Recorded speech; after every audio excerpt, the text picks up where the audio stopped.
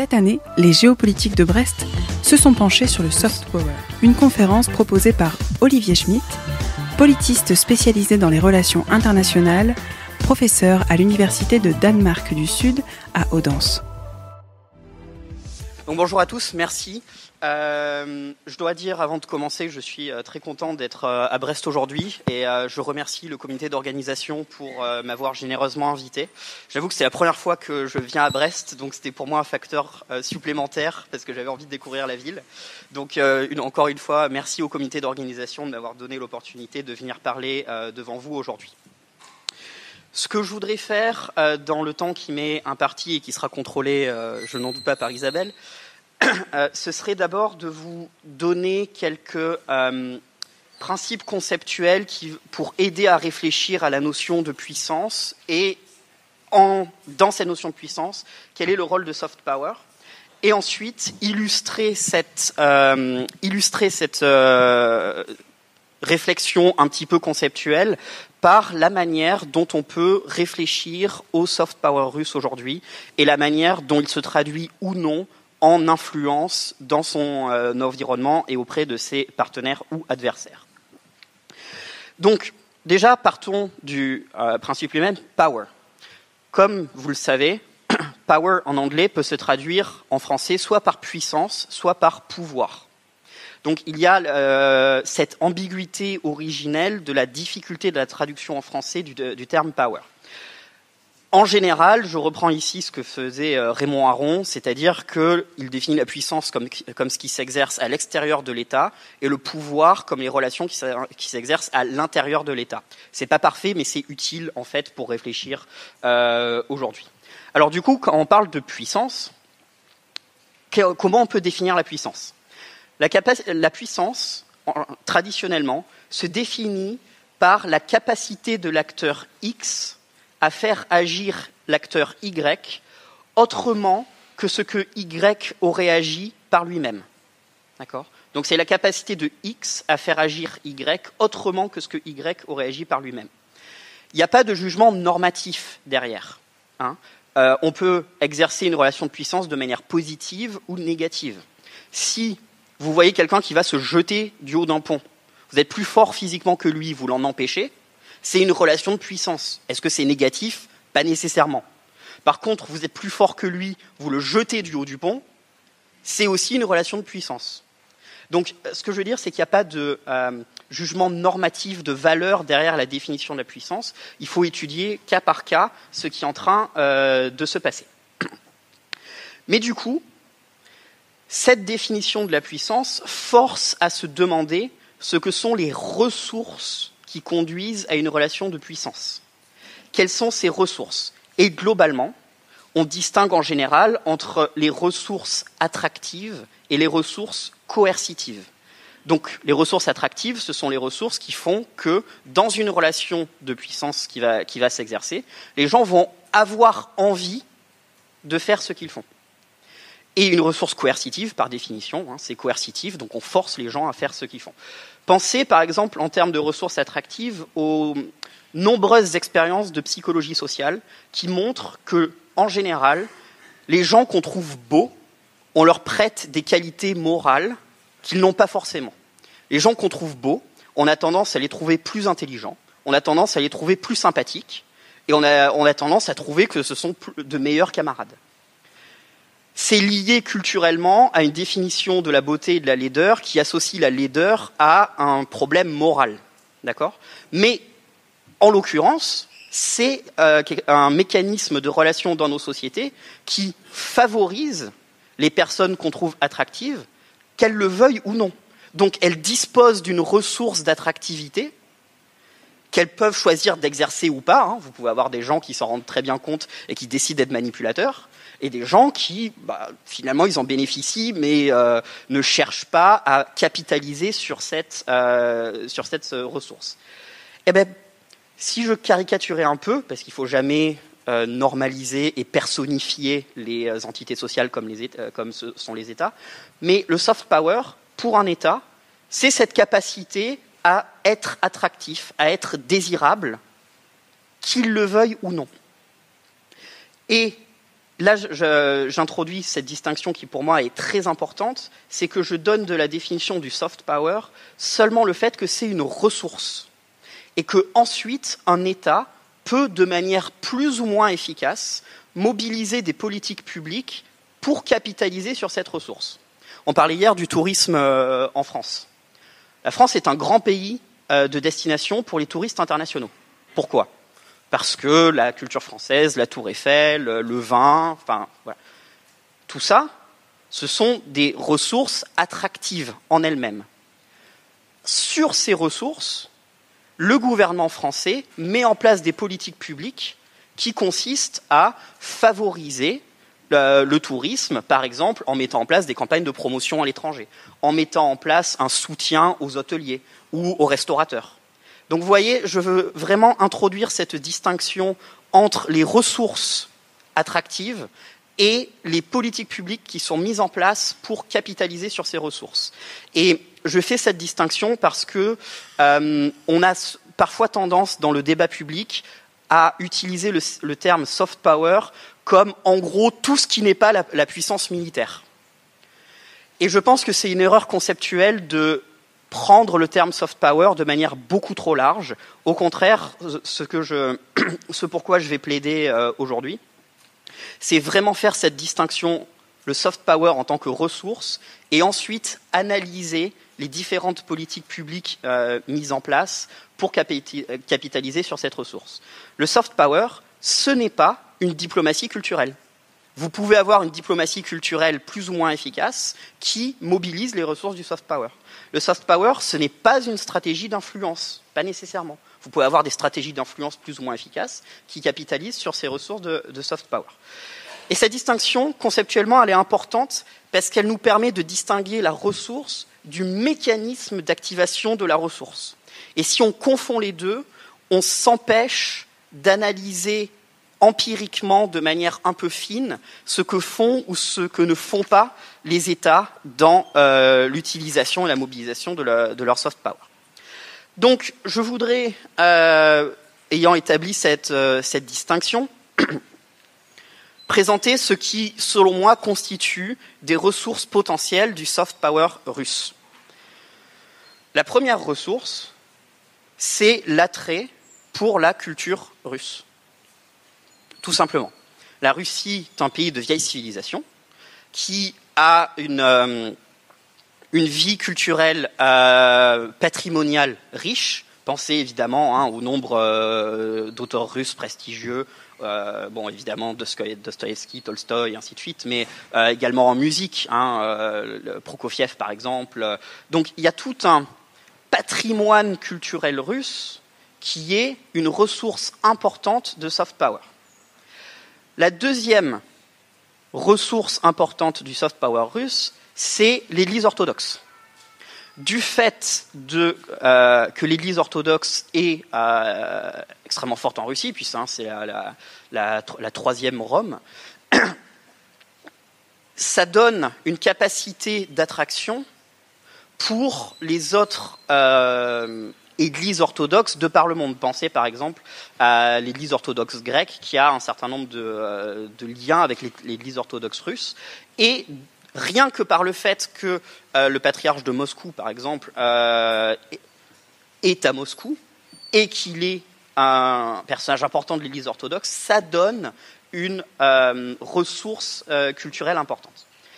La troisième ressource du soft power russe, est lié au projet politique russe actuel lui-même, c'est-à-dire ce qu'on appelle en généralement les valeurs conservatrices, ce que moi je préfère appeler les valeurs réactionnaires, et qui se définissent en opposition au libéralisme politique des démocraties occidentales.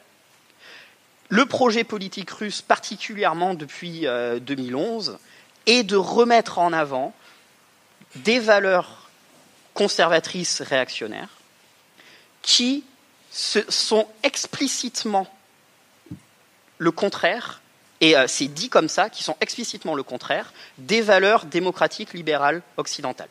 Donc ça, c'est une troisième ressource potentielle du soft power russe. Alors, maintenant que j'ai établi ce qui, selon moi, constituent les principales ressources du soft power russe, Parlons des moyens. L'un des principaux moyens mis en place par la Russie est en fait un moyen de guerre de l'information. Donc, ça passe principalement par deux grands médias russes, Sputnik et RT, donc Russia Today, et qui ont vu leur budget tel qu'il a été attribué par le gouvernement russe fortement augmenter au cours des 7 dernières années. À quoi servent ces médias ? Ils se définissent eux-mêmes comme des médias alternatifs par rapport à, vous savez, tout le jugement péjoratif qui est mis derrière ce qu'on appelle soit, alors ça peut être les merdias en français, les mainstream médias, les médias dominants et ainsi de suite. Vous savez, tout ce discours qui consiste à dire que les principaux médias établis sont en fait tous les mêmes et un instrument aux mains de l'oligarchie pour contrôler la vérité et le vrai peuple. Eh bien, les médias russes se positionnent comme disant « nous ne sommes pas comme ça ». Nous sommes des médias alternatifs. La doctrine de Sputnik, c'est « nous révélons ce que les autres ne révèlent pas ». Donc il y a cette espèce de côté subversif qui peut être un petit peu attractif. Et, bon, toutes les études le montrent, Sputnik et RT servent à faire passer principalement des messages de propagande du gouvernement russe. Pourquoi ? Parce qu'ils sont intégralement financés, contrôlés par le gouvernement russe. Les rédacteurs en chef sont en fait littéralement payés par le gouvernement russe. Ce sont des médias qui servent à faire passer des messages de propagande. Alors évidemment, ils vont s'en défendre. Ils vont dire on n'est pas plus corrompu que les autres médias français. Pensez par exemple au fait qu'en France, la presse est soutenue financièrement par le gouvernement. Quelle est la différence ? La grande différence, c'est que le gouvernement n'est pas le rédacteur en chef de Libération ou du Figaro. Ça ne veut pas dire que les médias français sont neutres. On sait très bien que, par exemple, il y a une ligne politique derrière le Figaro et une ligne politique derrière Libération. Mais ils ne sont pas contrôlés par un représentant du gouvernement. Et ça, c'est aussi une grosse différence, puisque les aides à la presse, par exemple en France, se font sur l'intégralité du spectre des opinions politiques. Ça va de l'humanité à valeurs actuelles, qui sont quand même pas franchement sur la même ligne politique. Ce n'est pas le cas en Russie. Donc vous voyez, c'est cette espèce de double discours qui consiste à dire « on n'est pas pire que vous » sur des éléments qui semblent objectifs, mais que dès qu'on creuse un peu dans le détail, évidemment, les doubles standards apparaissent. Ce qui est intéressant aussi, c'est que ces médias adoptent régulièrement des tonalités conspirationnistes. Par exemple, Russia Today a un correspondant qui est spécialisé dans les Illuminati. C'est pas une blague. Ils ont un correspondant dont le métier, les émissions, vous pouvez les regarder sur YouTube, et sont de dire ce que les Illuminati sont en train de faire dans le monde. Alors il y a une émission qui est absolument fantastique, qui a beaucoup circulé, qui montre, alors c'est le grand classique, comment à partir du billet américain, du billet de $1, vous savez, on peut voir le symbole des Illuminati, et je me rappelle plus exactement de l'enchaînement, mais ça montre que la candidature de Clinton est en fait une manipulation des Illuminati. Je me rappelle plus exactement l'enchaînement, il y en a pour 3 minutes, mais c'est le type de discours qui avançait. Il y avait par exemple un reportage de Sputnik qui expliquait que le virus Ebola, qui a causé de nombreux décès en 2013, si je ne dis pas de bêtises, 2013-2014, avait en fait été créé par la CIA.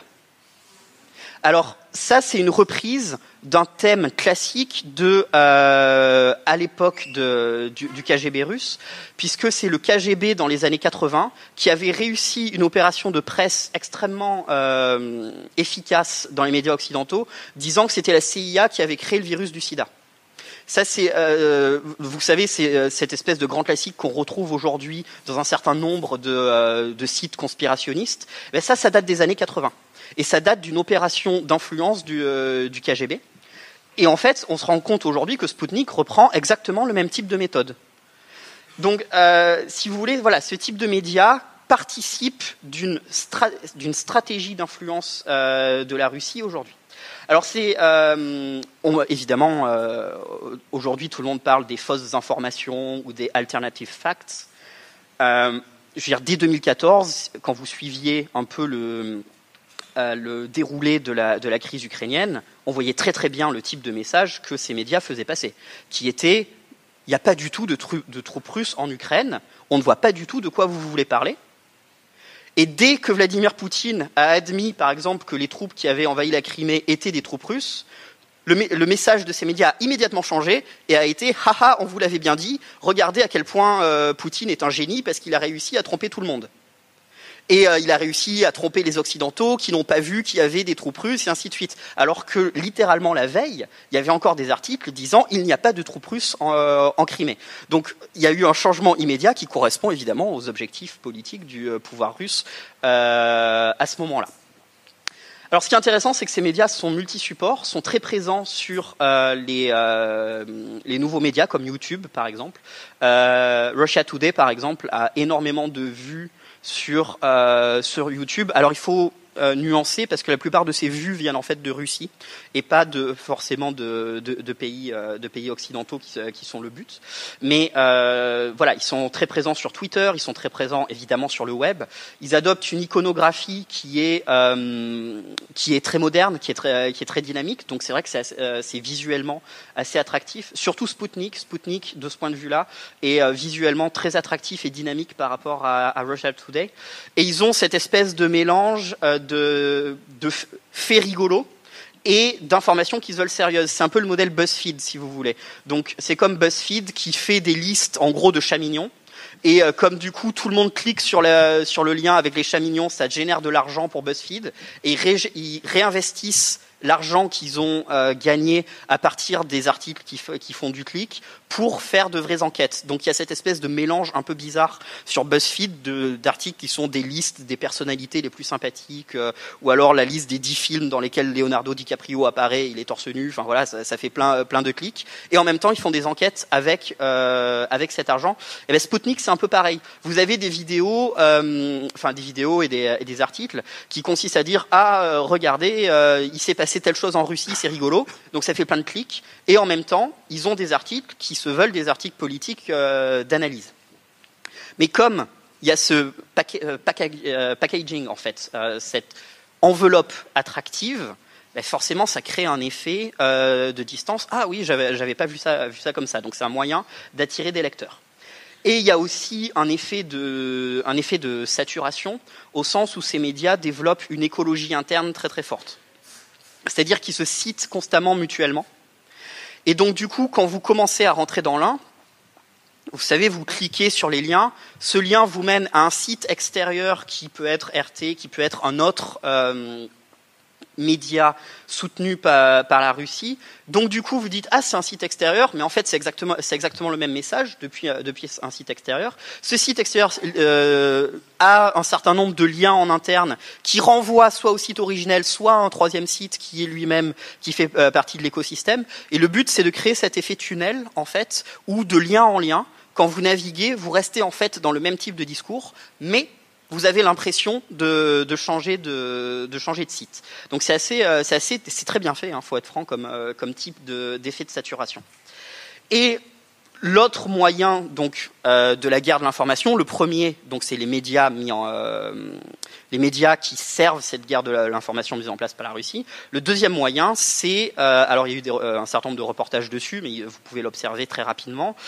C'est mettre en place un certain nombre d'usines à trolls en fait sur les réseaux sociaux, dont le seul but est de faire sur Twitter, par exemple, de faire monter les hashtags, enfin les mots dièses en français, sur Twitter positifs envers la Russie, ou alors attaquer des personnes qui peuvent être critiques envers la Russie immédiatement. Il y a deux moyens. Le premier, c'est des robots, en fait, c'est automatisé. Vous avez plein de comptes qui sont en fait des robots qui servent juste à retweeter des messages préprogrammés. Alors c'est très rigolo parce qu'il y a plein d'ingénieurs en sécurité informatique qui sont amusés à faire la traçabilité des comptes Twitter comme ça. Ils viennent tous du même endroit en Russie, en fait, qui est en banlieue de Moscou. Ils ont tous été créés au même endroit dans un espace de temps d'environ 2 heures. Et comme c'est automatisé et programmé, vous avez toutes les 30 secondes l'un d'entre eux qui retweet le message. Mais le but, c'est évidemment d'avoir un effet de saturation, et vous avez l'impression qu'il y a plein d'utilisateurs différents qui disent la même chose. Donc, s'il y a un effet de masse, si beaucoup de gens le disent, peut-être que c'est vrai. Donc voilà. Donc ça, c'est le premier aspect, c'est l'automatisation en fait du message en jouant sur la structure même de ce qu'est Twitter ou de ce qu'est Facebook. Donc en instrumentalisant la structure même de Twitter ou de Facebook, on peut automatiser un certain nombre de messages. Et ensuite, il y a tout simplement des gens dont c'est le métier. Il y a des gens qui sont payés pour, par exemple, laisser des articles longs sur Le Monde ou sur Le Figaro ou sur tout autre média, disant ah, c'est encore de la russophobie, c'est encore une attaque injuste contre le gouvernement russe. En France, on fait pareil. Alors c'est rigolo parce qu'en général, leur orthographe ou leur grammaire est assez sympathique. Le problème, c'est qu'aujourd'hui, ça devient de plus en plus difficile de juger seulement à partir de l'orthographe si c'est réellement quelqu'un qui est de langue maternelle française ou pas, mais ça se repère quand même toujours un petit peu. Donc voilà, ça c'est une autre des stratégies. Alors, la deuxième stratégie mise en place, ce sont des stratégies très classiques, là, de ce point de vue-là, qui sont des stratégies de subversion. Donc la mise en place de réseaux, de sympathisants, d'agents d'influence à l'étranger. Ça, c'est très classique. Je veux dire, ça fait partie des longues traditions du renseignement russe, mais pas que russe. Et dont le message, le but, est de faire passer des messages positifs envers la Russie. Donc en général, ils essaient d'avoir des gens qui sont dans des positions d'influence médiatique, par exemple, ou des universitaires médiatiques qui passent souvent pour relayer les messages. Ils cherchent des responsables politiques qui permettent de faire passer des messages en faveur de la Russie, ou alors voilà des chercheurs dans des think tanks dont la proximité avec le gouvernement russe est avérée. Alors c'est très intéressant par exemple parce que vous avez certains chercheurs qui sont autorisés à aller, enfin chercheurs entre guillemets, qui sont autorisés par exemple à aller dans le Donbass et qui vous font un certain nombre de reportages très favorables envers les rebelles en disant que ce sont des combattants pour la liberté, il n'y a évidemment aucune troupe russe qu'on peut voir et ainsi de suite. Moi en tant qu'universitaire, pareil, j'ai demandé à pouvoir, donc quand je suis allé dans l'est de l'Ukraine, j'étais avec l'OSCE, et donc j'ai demandé par le biais de l'OSCE aux rebelles de Lugansk notamment de pouvoir venir de leur côté pour obtenir des entretiens et de discuter avec eux. Évidemment, moi ça m'a toujours été refusé. Donc je ne sais pas comment et pourquoi certains peuvent immédiatement et très facilement aller dans le Donbass ou dans Lugansk et écrire des reportages ensuite à partir de ça, mais clairement je pense pas que leur proximité avec le gouvernement russe soit entièrement étrangère à cette facilité.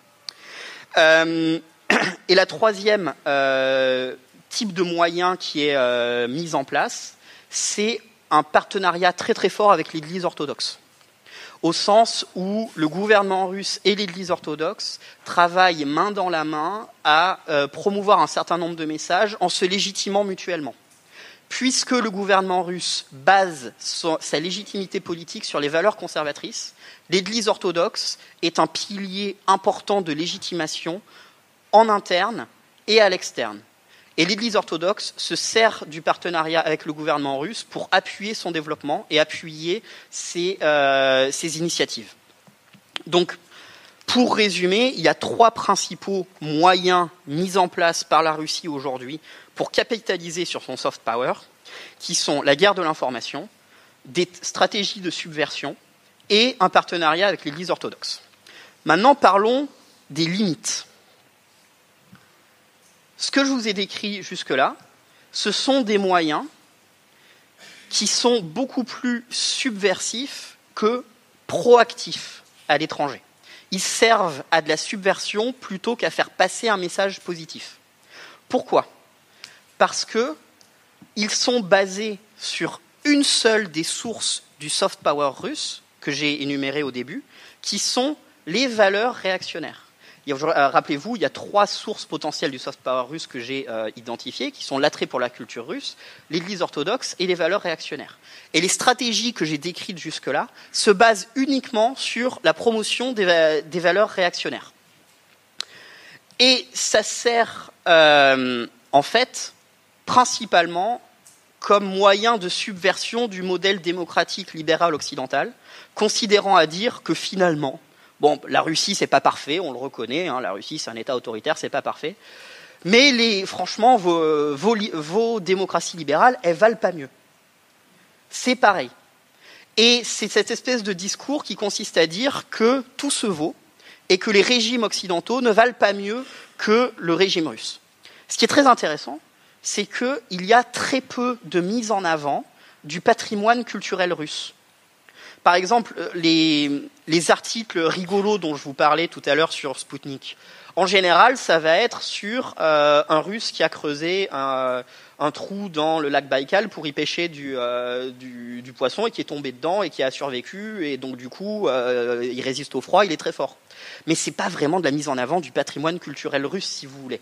La diplomatie culturelle russe est très faible en comparaison des autres moyens qui sont utilisés par la Russie aujourd'hui.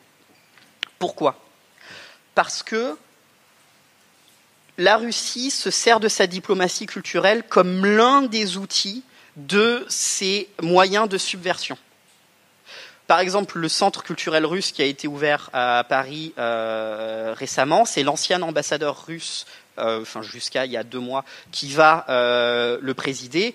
L'ancien ambassadeur russe lui-même qui est connu pour être particulièrement efficace à développer des liens avec certaines élites politiques et culturelles françaises. Et tout le monde le sait, on le voit, je veux dire, c'est évident, on sait ce qui est en train de se passer. Et donc cette association entre la diplomatie culturelle et les moyens de subversion, en fait, nuit à la diplomatie culturelle russe. Et je trouve qu'il y a un sous-investissement par rapport au potentiel d'attraction que pourrait constituer la culture russe auprès du grand public. C'est exactement la même chose pour l'Église orthodoxe. L'Église orthodoxe souffre paradoxalement, en fait, de son partenariat très fort avec le gouvernement russe. Quand les Russes sont intervenus en Syrie, on a vu des membres de l'Église orthodoxe bénir les avions et les bombes qui allaient être larguées et dire que c'était une nouvelle croisade. C'est désastreux en termes d'image pour l'Église orthodoxe à l'étranger. Parce qu'on voit immédiatement que c'est associé à une stratégie du gouvernement. Et donc ce partenariat très fort de l'Église orthodoxe et du gouvernement, il me semble, en fait, est contre-productif par rapport au potentiel d'attraction que pourrait constituer l'Église orthodoxe elle-même. Donc, si vous voulez, pour résumer un petit peu mon propos, les moyens très forts mis en place par la Russie sur sa stratégie de subversion, au profit d'une seule des ressources du soft power, qui sont les valeurs conservatrices, ne mobilisent pas d'autres ressources potentielles du soft power russe, et il y a un potentiel qui est en fait inexploité aujourd'hui pour la Russie de projeter une image positive à l'étranger. Alors, est-ce que ça marche ? Voilà, parce que finalement, c'est aussi la question qu'il faut se poser. Est-ce que la stratégie russe aujourd'hui marche ? Alors, c'est intéressant parce qu'avec un certain nombre de collègues d'universités européennes, on est engagé dans une étude comparative sur les perceptions de la Russie dans les différents pays. Donc, on a fait collecté un certain nombre de données, fait un ensemble de sondages. On n'a pas encore traité tous les résultats. Donc, ce que je vais vous dire pour l'instant, c'est partiel, mais on voit un ensemble de tendances qui émergent. La première, c'est que dans les pays européens, entre 65 et 80% des gens, ça dépend des pays, ont une image négative ou très négative de la Russie. Et ça, pour moi, c'est le résultat, je l'interprète comme étant le résultat même de la stratégie de Vladimir Poutine, qui consiste à dire que la Russie, c'est lui, et que donc toute critique de Vladimir Poutine est en fait une critique de la Russie et une traîtrise. C'est un moyen de légitimation en interne. C'est comme ça qu'en interne, en Russie, Vladimir Poutine présente une opposition en disant ce sont des traîtres potentiels. Rappelez-vous quand il y a eu les manifestations à Moscou en 2011 après les élections, il y a eu des manifestations très importantes. La réaction du gouvernement a été de dire ils sont manipulés par l'étranger, c'est un coup de la CIA, et ce sont des traîtres. Hein, vous avez des membres du gouvernement russe qui parlaient de 5e, voire de 6e colonne. On ne sait pas trop ce que c'est la 6e colonne par rapport à la 5e, mais c'était les termes qu'ils avaient employés. Alors, c'est un moyen de légitimation de Vladimir Poutine en interne. Mais ça a un effet négatif en externe, parce que du coup, l'image qui est projetée, c'est que la Russie, c'est Vladimir Poutine. Et comme il y a une image négative de Vladimir Poutine, il y a une image négative de la Russie. Alors qu'il y aurait un potentiel très fort de jouer sur une image positive de la Russie en dissociant le gouvernement de l'image de la Russie elle-même, mais c'est un risque politique que Vladimir Poutine ne veut pas prendre, parce que si Vladimir Poutine n'est plus la Russie, ça veut dire qu'il y a des Russes qui ne sont pas d'accord avec lui, et que donc il y a un potentiel pour une opposition légitime. Donc là, il y a un dilemme très fort qui se pose au gouvernement russe actuel, qui, d'une manière ou d'une autre, atteint un mur, puisque sa stratégie de subversion de dire Vladimir Poutine et la Russie atteint une contradiction qui fait que la perception de la Russie est négative à cause de ce qu'est Vladimir Poutine lui-même. Ce qu'on observe aussi dans nos enquêtes, mais ça vous surprendra pas, c'est que une préférence pour la Russie ou une attirance pour la Russie aujourd'hui est très associée à une préférence politique, soit pour l'extrême droite, soit à l'extrême droite, soit à l'extrême gauche. C'est-à-dire que plus vous êtes d'extrême droite ou d'extrême gauche, plus vous avez une vision positive de la Russie. Alors pour l'extrême droite, ça s'explique assez facilement, hein, c'est la tradition de l'homme fort et du culte de l'homme fort, ça fait partie des valeurs culturelles dans cette famille politique, et évidemment la mise en avant des valeurs conservatrices et des valeurs réactionnaires par le gouvernement russe, c'est très clairement dans le programme politique des extrêmes droites européennes. Donc quand la Russie soutient financièrement, organise les rencontres des extrêmes droites européennes, comme elle le fait aujourd'hui, c'est parce qu'il y a des affinités politiques très claires, hein, tout simplement. Pour l'extrême gauche, ça s'explique principalement par l'anti-impérialisme. L'anti-impérialisme qui se comprend par tout sauf les États-Unis. Comme il y a à l'extrême gauche une longue tradition politique de préférer n'importe quel régime dictatorial aux États-Unis, quel qu'il soit, par principe, la Russie aujourd'hui joue ce nouveau rôle. Ça a été Cuba pendant un certain temps, ça a été le Venezuela pendant un certain temps. Aujourd'hui, c'est la Russie. Donc ça, c'est aussi une des conclusions intuitivement on pouvait le sentir, mais là, on a les données pour l'observer.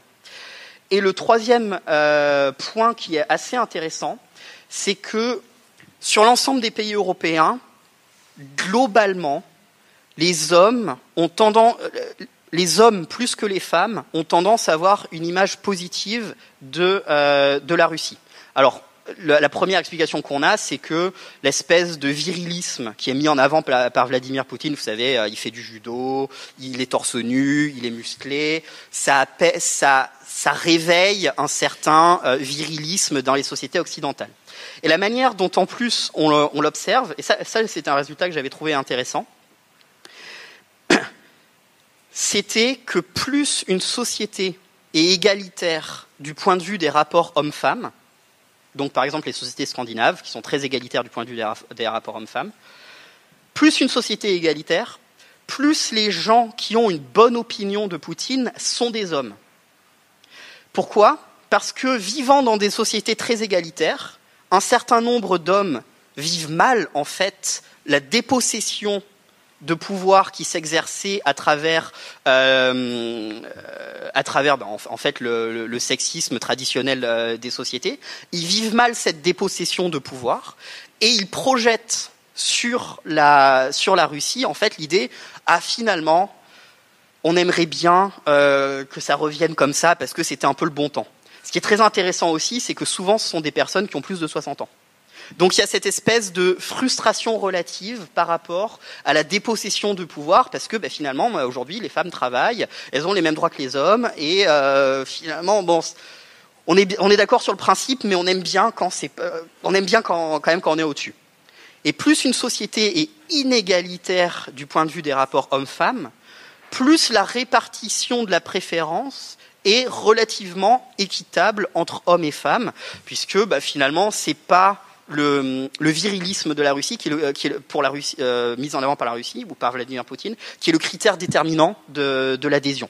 Donc ça, pour nous, c'était un résultat qui était assez intéressant, et on a contrôlé pour tout un ensemble de variables, niveau d'éducation, âge, préférences politiques et ainsi de suite, et à chaque fois, cette variable est extrêmement forte pour expliquer la répartition, et dans tous les pays. Donc ça, c'était quelque chose qui était pour nous particulièrement intéressant à observer en termes d'image de ce que projette la Russie, et qui est aussi très cohérente avec le discours russe actuel.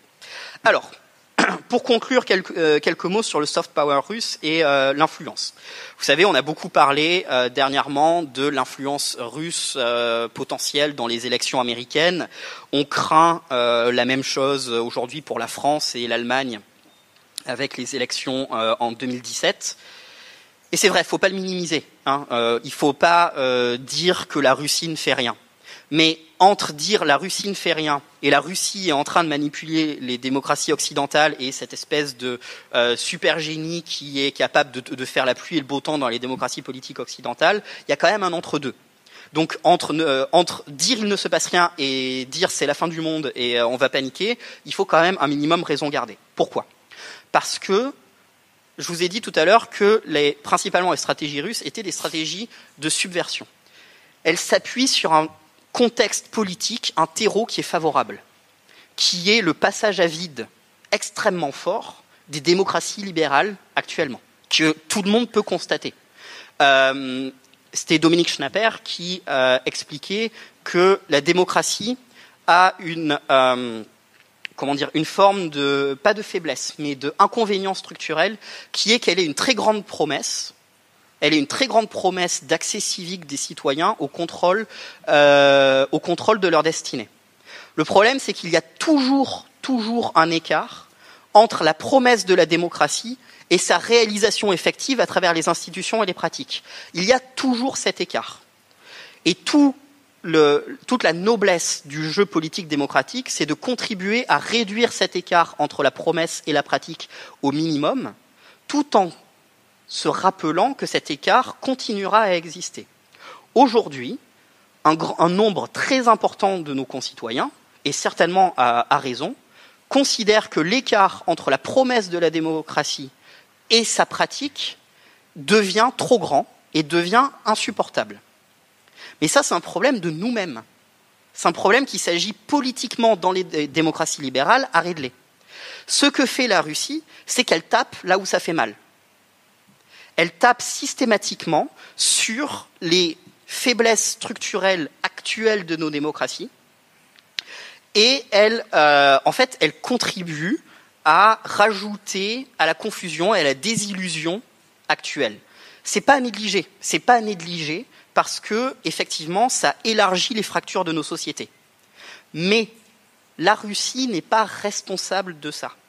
C'est dans nos sociétés démocratiques à, nous remettre en ordre et à réenchanter la promesse démocratique, à réduire l'écart entre la démocratie et entre la promesse démocratique et sa pratique quotidienne. Et finalement, la capacité d'influence russe est aussi grande que notre incapacité à régler nos problèmes démocratiques. Pourquoi ? Parce que les stratégies mises en place par la Russie pour exploiter son soft power se limitent exclusivement à la promotion des valeurs conservatrices comme opposées aux valeurs occidentales et se limitent exclusivement à des stratégies de subversion. Si les démocraties occidentales réduisent l'écart entre leurs promesses et leurs pratiques, la capacité d'influence de la Russie s'en trouvera mécaniquement réduite parce que, aujourd'hui, la Russie ne n'a pas mis en place un certain nombre de stratégies qui lui permettraient de capitaliser sur d'autres sources de son soft power, qui sont soit l'Église orthodoxe, soit la culture et la civilisation russe. Peut-être que si on réduit notre écart, la Russie mettra en place un certain nombre d'autres stratégies pour capitaliser sur ses ressources, je ne sais pas, mais aujourd'hui, ce n'est pas encore le cas. Voilà, je vous remercie pour votre attention.